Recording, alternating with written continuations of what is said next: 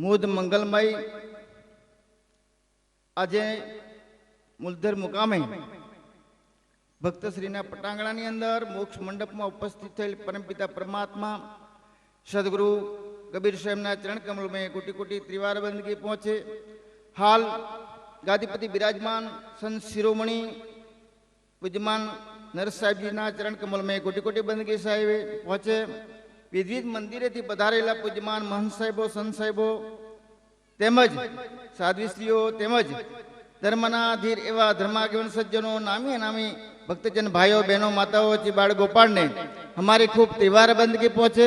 आज खूब धन्यवाद ने पात्र है। अपनी समक्ष एक नीवा ने नीव एमनु आ गामनी अंदर अने संसारनी अंदर पहलू पगथ्यु छे अने अहो भाग्य छे एमना माता पिता ने के एमने माता पिताए केवो संकल्प लीधो के 11 संतोनी साथे अने एमनी रूबरू अमारा घरनी अंदर प्रवेश करिए।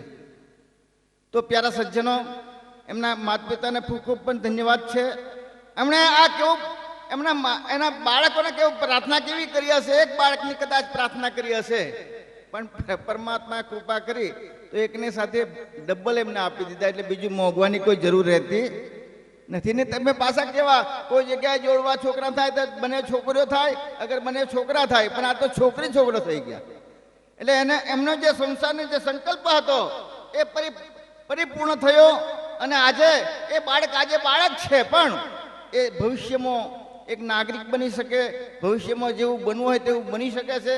તો સંસારમાં માણસ તરીકેનો જન્મ લે છે તો અહો ભાગ્યની વાત છે। તો હમણે આવા જન્મ ના મળેલો હોત અને એની અંદર માનો કે એવા સંસ્કાર આ બાળકના ખોડિયાની અંદર ન પડેલો હોત તો આવા સંસ્કારી અંદર જીવ આવત નહીં, અંદર આવા સંસ્કારી જીવ ના આવત તો 11 મહંતોને બોલાવીને એમના ગૃહ પ્રવેશ કરવાની ભાવના પ્રગટ થાત નહીં। તો ખરેખર અને આવા જો સંસારની અંદર આવા બાળકો ઉત્પન્ન થાય તો પ્યારા સજ્જનો સંસારની અંદર અમારે જે ધર્મ સમાવો ધર્મ ચાલે છે એવા એવા ખોડિયાની અંદર આવા સંસ્કાર ઉતરે અને એના કારણે ધર્મનો પણ પ્રવેશ થાય ને ધર્મ પણ આગળ ચાલતો રહે।